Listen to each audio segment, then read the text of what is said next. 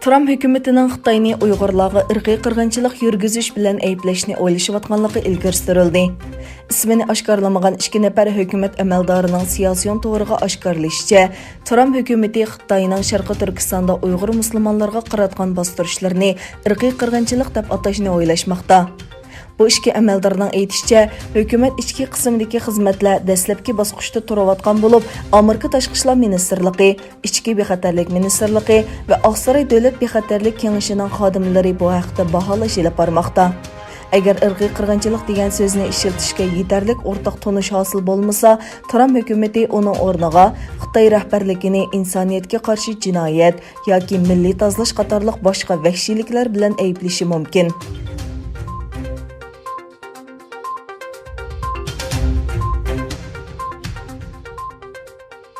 Gollandiyaning Den Haag shahrida Italiya, Gollandiya, Norvegiya, Fransiya va Germaniyani o'z ichiga olgan 5 davlatga rasmiy ziyorat elib berayotgan Xitoy tashqi ishlar ministri Wang Yiga qarshi namoyish o'tkazildi.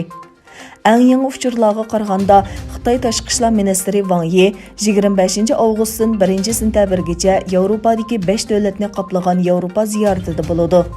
Wang'ning bugun, ya'ni 26 avgust Gollandiyaga keladiganligi va tashqi ishlar ministrligida suhbat o'tkazadiganligi to'g'risidagi uchurlarga asosan Gollandiya Sharqi Turkiston ommaviy tashkilotlar ittifoqi tashqi ishlar ministrligi oldida namoyish tashkilladi.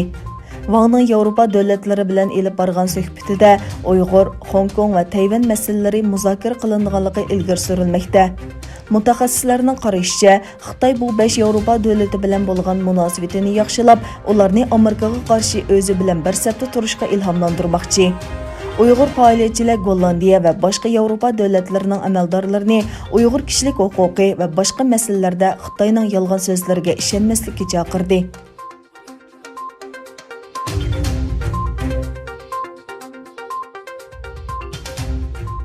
Xitoyning Wuhan virusiga qarshi turish nomida Uyg'urlarni uylariga qamab qo'yishi xalqaroning diqqatini tortishga boshladi.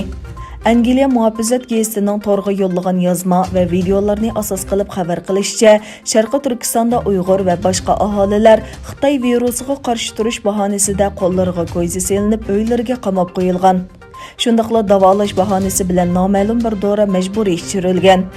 To'g'ri yo'llangan videolarda kishilarning balkonlarda turib nola qilganligi va uylarga majburiy qamab qo'yilganligi ifodalangan. Oylab uylarga qamalgan kishilar oxiriy ommaviy taratqularda buningga qarshi harakat boshlagan.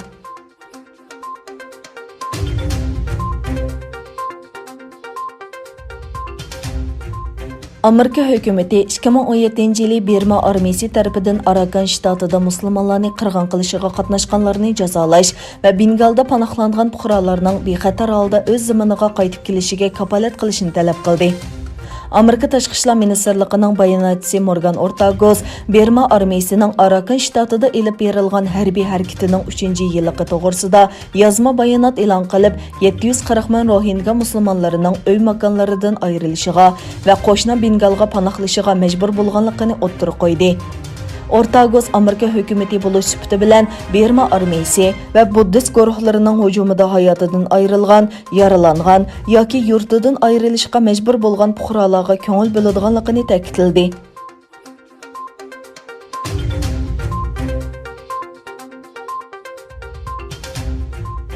Rossiya, Yevropa ittifoqi va Amerikani Belorusiyadagi saylam to'g'risida ogohlantirdi. Rossiya, Yevropa ittifoqi va Amerika Qo'shma Shtatlarini qo'shni davlat Belorusiyaning ichki ishlariga aralashmaslik va jazo yurgizmaslik haqida ogohlantirdi. Rossiya diplomatiya ministrligi e'lon qilgan bayonotda Belorusiyada yuz berayotgan voqealarga qarata Minsk hukumatiga hech qanday siyosiy besim va jazo qo'llanmaslik kerakligini o'ttirib qo'ydi. Rossiya tashqi ishlar ministri Sergey Lavrov va Amerikaning muavin tashqi ishlar ministri Steven Begun bu bayonotdan ilgari Moskvada ko'rishib, Belorusiyaning vaziyatini muzokara qilgan edi.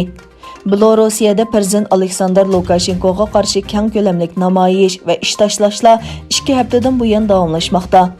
Yevropa ittifoqi va Amerika 9 avgustdagi saylamda sobiq prezident Lukashenkoning qayta saylanishini qattiq tanqid qildi.